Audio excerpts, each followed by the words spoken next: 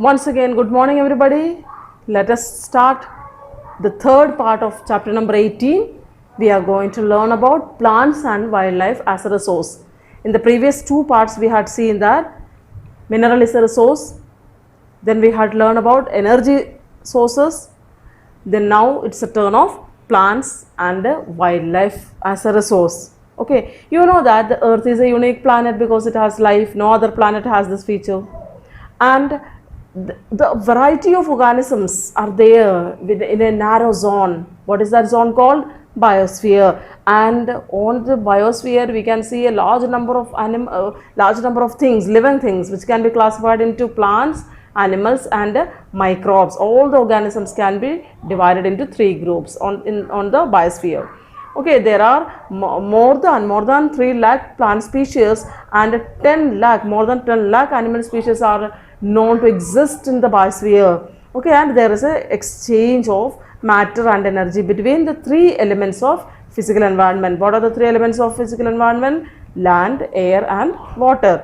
Okay, always there is an exchange of matter and energy between these three components. Clear now? And the organisms in the biosphere. And you know that plants and animals are always dependent on each other. They cannot survive without the help of the other group.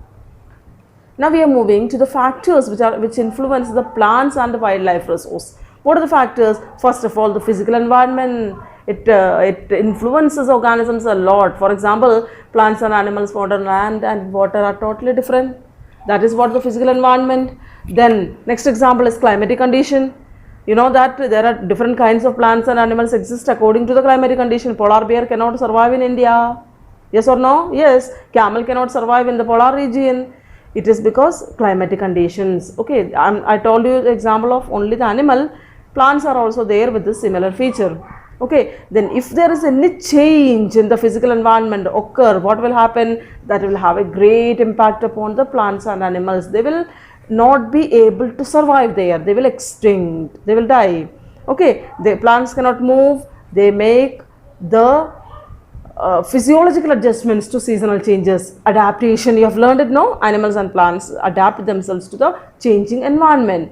And a large scale climatic change may endanger the plant survival. They can adapt till an extent, but if it is beyond that limit, what will happen? They will be endangered and gradually they will extinct. Okay, animals are able to move from place to place.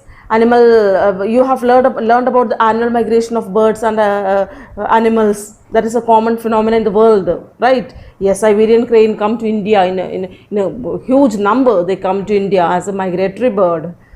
Then they come to India during the winter. I told you they fly thousands of kilometers to escape the freezing cold of the north in Siberia and other such places. They go back to their homes before the beginning of summer. So when climatic little bit changes occur in the climatic conditions, these animals can migrate, but plants are not able to migrate. They try to change themselves, like you have heard that lizards and frogs, what do? They have a feature. What is that? That is known as hibernation. They go for deep winter sleep. Okay, thus they try to adjust themselves according to the changes in climate. But if it is a huge change, then they also will not be able to adjust themselves. Okay, you have heard that dinosaurs they survived on the earth before 13.5 crore years ago, but now they are extinct. Why? This big change in the climatic condition could not be adjusted with the dinosaurs. That is why they extinct. Okay, they are the extinct animals. Now we will learn about plant as a resource. You know that the rainfall and temperature have a very good command or control upon the growth of the plants. If there is a heavy rainfall area, then what happens? Huge trees grow. If there is a decrease in the rainfall, then what happens? The size of the trees and the density, the number of trees in a particular area, that also gets reduced, so that we can see thick forest in the Amazon region, but that much trees are not found in some other regions. If you come to India, we can see that the northeastern part of India has thick resource, thick plant growth, but it is not found in the state of Madhya Pradesh.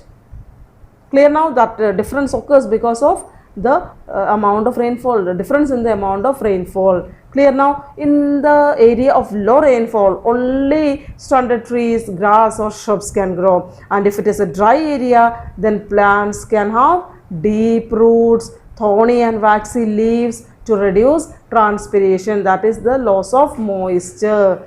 Clear. You have learned about the plants in the desert areas.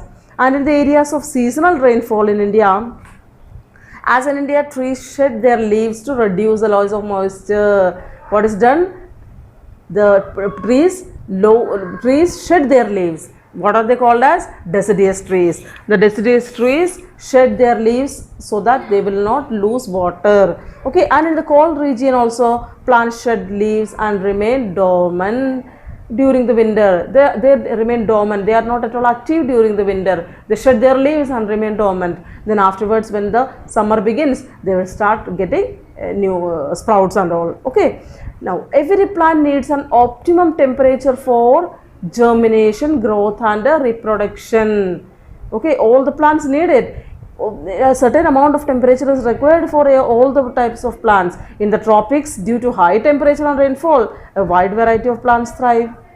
Plant growth ceases when temperature falls below 6 degrees Celsius. It happens in the polar region and in the high mountain region, where the growing season is very short. In our country, the state of Jammu Kashmir, there what is the growing season? Only for maximum for 1 month or 1.5 months, not more than that. That is why plants are occurred in scattered patches, and there will be only grasses or very small plants only. And in the middle latitudes, to the owing of extreme temperature, fewer plant species occur. In the middle latitudes, what happens? Temperature is extreme there. That is why very few species of plants can grow there. So, now we are going to learn about vegetation. What is vegetation?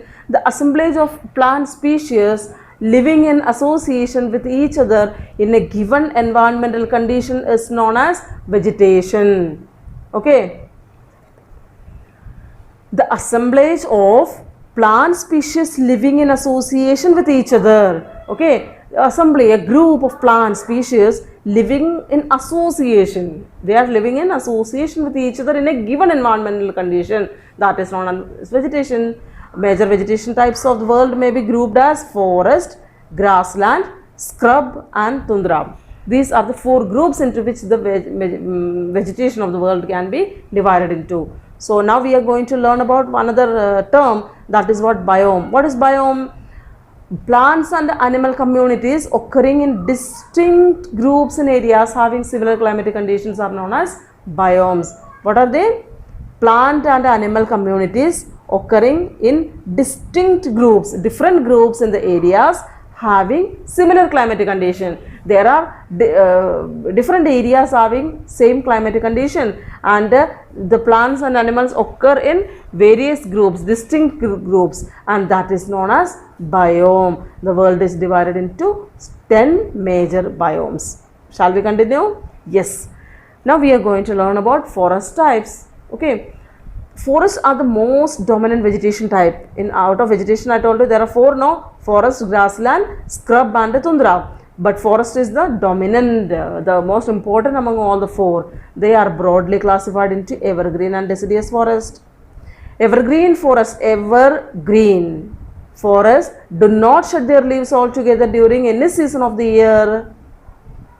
Evergreen means they remain always green. They do not shed their leaves altogether like the other trees. Okay, and these forests may be further classified into tropical evergreen forest, mid-latitude evergreen forest, Mediterranean forest, coniferous forest and deciduous forest. Clear now? The forest can be divided into these many groups. Now, shall we continue? Yes. Tropical evergreen forest. What do you mean by tropical evergreen forest? The evergreen forests which have been found in the tropical region. There, what is the feature? That rainfall is very heavy.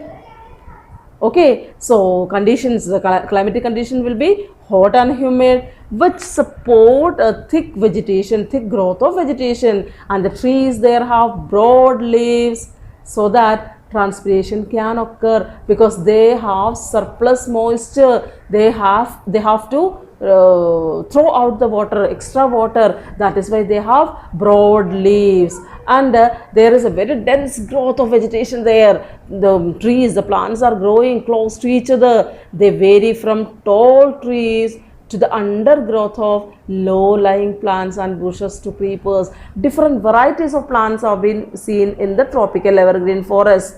And yes, there are some evergreen forests where it is very difficult for the sunlight to reach.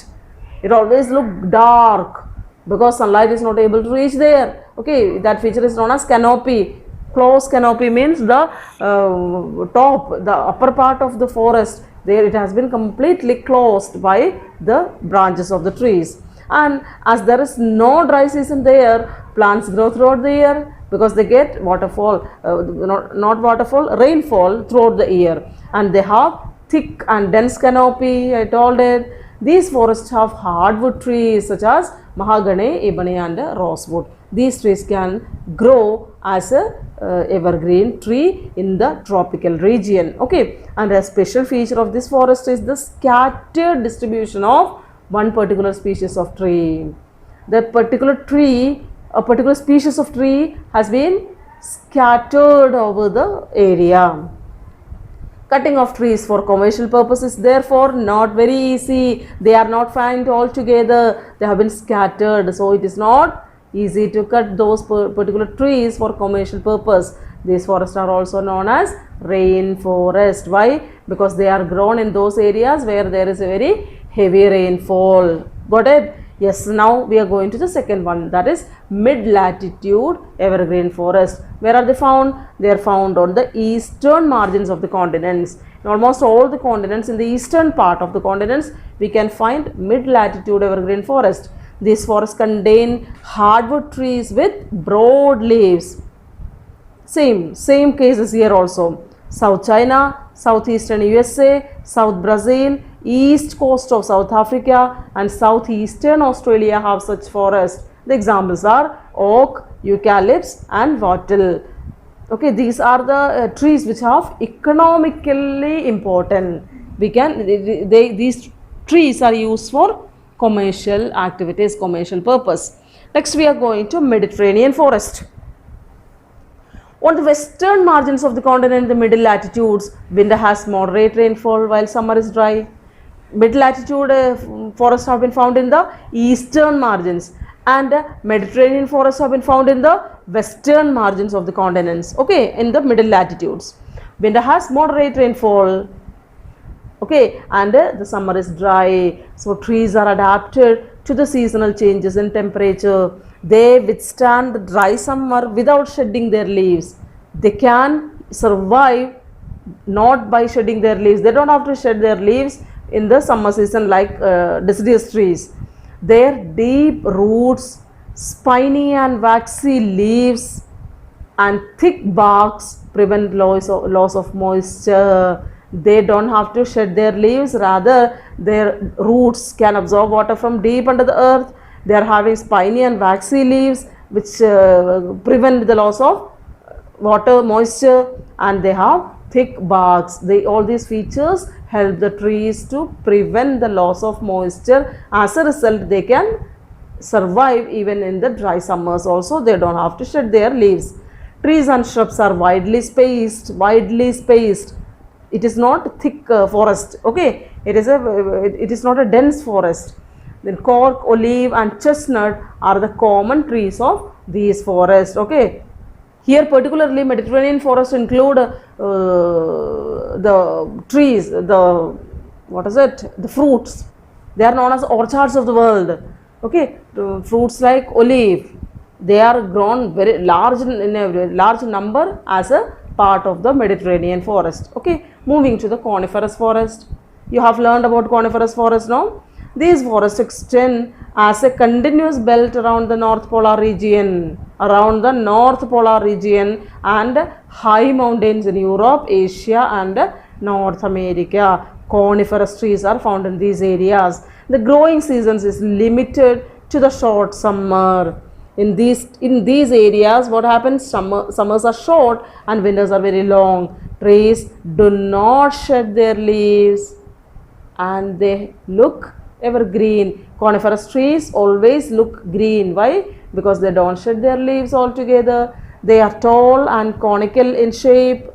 These trees have thick needle-shaped leaves to reduce transpiration and to protect themselves from the cold winter. During the winter season, snowfalls are very common in this area, and these snowfall cannot make any damage to the tree because their tree has needle-shaped long leaves which protect the tree from getting damaged.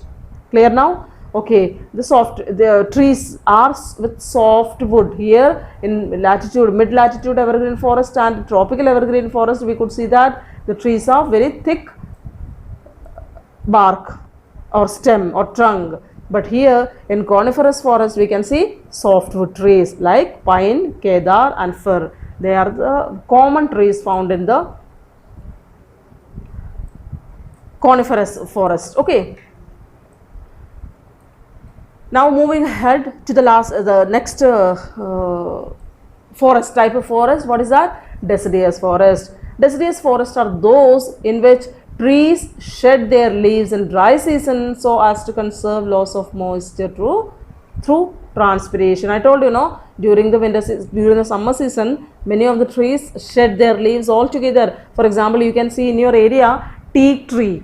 Teak tree shed its leaves before the summer arrives, so that it can protect itself from the high temperature. Okay, but as it gets rainfall, it starts blowing new leaves. Okay, tropical deciduous forests are found in the subtropical regions of monsoon, Asia, parts of Central America, Brazil and northern Australia. These forests are comparatively less dense. They are not dense, they are not thick than the tropical evergreen forest. They have fewer species, but they are found in close proximity. They are grown close to each other, but there is no thick undergrowth in the deciduous forest.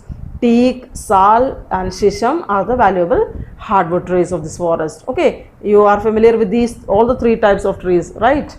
Okay, next one is mid-latitude deciduous forests occur in the coastal temperate regions of Western Europe, northeastern China, Japan, northeastern USA, New Zealand and southern Chile. During the winter season, temperature in these areas fall below 6 degrees Celsius. Therefore, what happens? The trees shed their leaves to protect themselves from the cold. Only the stem will be remaining and the tree can protect itself from the extreme cold. After the winter season, when the winter season gets over, the tree grows its new leaves. Clear now? These forests cover about 30% of the land area of the world. The increasing demand for various uses of the land, such as cultivation or settlements or constructional activities, as well as for forest products, what has been done? The area of forest has been reduced. The area under forest has been reduced. Here table has been given. Here you can see that what is the percentage of decrease in the total forest cover in some of the countries. Indonesia 10% has been decreased. Brazil 33% has been decreased. Colombia 33. In this way, see, it is up to 80% decrease in Costa Rica. Okay, so it is an alert. It is a warning to all the countries all over the world that if such a situation originates, what will happen? It can have dramatic impact upon our lives. It can change our whole lives. Now we are experiencing climatic changes now. Why? This is what a reason. One of the most important reason. What is that? Deforestation. People cut the trees for their various uses, and that is what the major cause of the climatic change and a lot of other problems we are facing today. Now let us continue with the use of these forests. Commercial utilization of temperate forest is very high.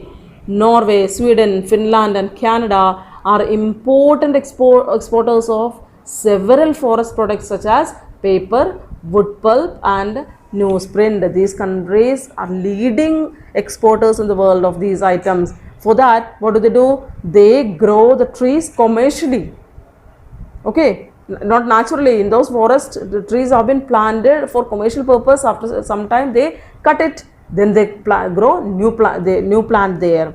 In India and other monsoon countries of Asia, rosewood, sandalwood, teak and mahogany are the species of great economic value, because these are the trees which we are using for making our furnitures.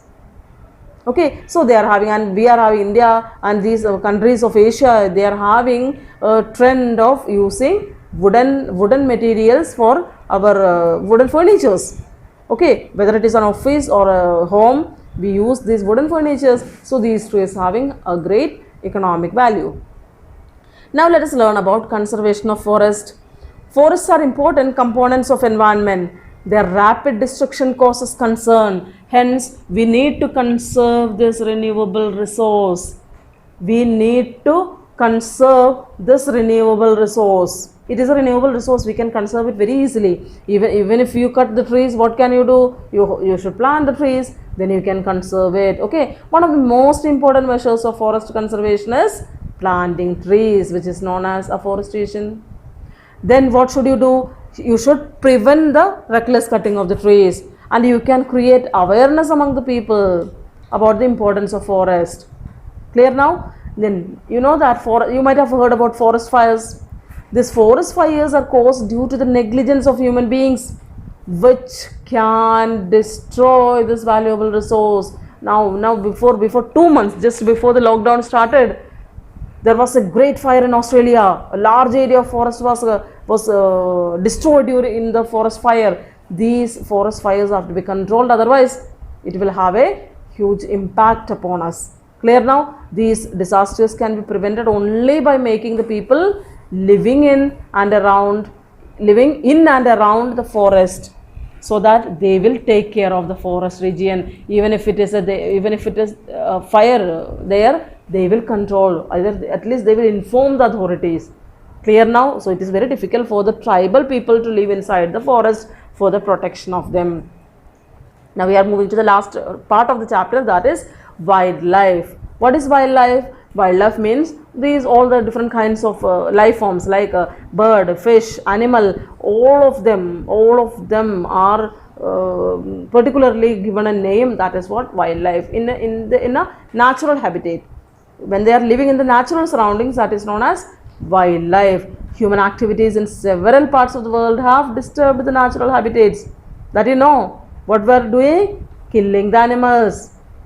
Why we kill for different activities, and because of this indiscriminate killing of the animals, what happened? Many species of birds and animals have either extinct or at the verge of extinction. They are endangered now. There are a large number of varieties of species in India which are at the verge of extinction. They are endangered. They are the threat of extinction. Okay, now we will learn about some unique animals and birds. First of all, we are moving to South America. You have learned about selvas from Amazon basin, which are known as the lungs of the earth. They are a home of a variety of wildlife. There are about 1,500 species of birds are existing there in this forest. And Condor, the largest bird of prey, Ree, the flightless bird like the emu, and some different kinds of monkeys like the owl monkey, the squirrel monkey, spider monkey. All these animals are found there. Not over, snakes and pythons are found there. Then puma and jaguar exist there. Anteaters and armadillos exist there. Llamas and varieties of llama like alpaca, smaller variety, guanaco, a wild variety. All these are found in different parts of South America. In short, we have to conclude that South America is a home of many unique animals and birds, including the reptiles. Okay, now we are moving to Australia. Australia was isolated for many centuries from the remaining part of the world. As a result, it gave birth to unique animals or unique features for the animals. For example, there are marsupials like kangaroo and wallaby. Then there are mammals who have pouch like fold of skin near the stomach in which they carry their young ones. Then these are the animals, kangaroo and wallaby. Okay, then there are several varieties of kangaroos, which is a herbivore animal. Then it has become this kangaroo, which is herbivore, that has become the symbolic of Australia. The next, koala bear, another variety of marsupial that is just like a teddy bear and which lives on the trees. Then dingo is a wild dog which preys on cattle and sheep. Okay, cattle and sheep are its prey. Okay, then platypus is a strange animal of Australia. This platypus has 4 legs and a webbed feet also. Have you heard about such an animal with webbed feet? It has 4 legs and a webbed feet. Then it lays eggs like the birds. That is what it's another feature. Okay, it is a mixture of animal and a bird. Okay, and has a pouch like the marsupials. Platypus is a strange animal which is found in Australia, which has the features of different kinds of birds and animals. Then it has strange birds also. Emu, the largest bird of Australia, is a flightless bird. Then kookaburra, also called the laughing jackass, is a peculiar bird which gives a laugh like call. Then the lyrebird is a beautiful bird who is a great mimic. It can imitate our sound. Clear now? All these types of animals and birds are found in Australia. Uniqueness is found there. Next we are moving to Africa. Africa is also a land which was once called as dark continent because of high density of forest there. The varied natural environment has produced abundant wildlife in Africa. In the equatorial forest and swamps are found a variety of monkeys, apes, snakes, pythons, crocodiles, hippopotamus, rhinoceros, elephants, varieties of species have been found there. Then if you go to the grasslands and open jungles, there you can see herbivores include deer, giraffe, zebra, elephant, wild buffalo and many more can be seen there. Carnivores are also found there, which include lions, leopard, tiger, etc. If you go to the desert, Sahara desert, camel can be found. If you go to Kalahari desert, you can find ostrich in large number. Okay, it means that the earth has given birth to varieties of plants and varieties of wildlife, that is animals, birds and microbes or reptiles. All these varieties, there are different varieties found in different parts of the world and they are having a great role in maintaining the balance of the nature. So what should we do? We should conserve the wildlife. That should be our prime motto. You have heard about the national parks and wildlife sanctuaries. Have you heard about Jim Corbett National Park? Kanha National Park in Madhya Pradesh, Ghana National Park in Rajasthan. All these are the national parks and many wildlife sanctuaries are also established by the government to protect and conserve the wildlife.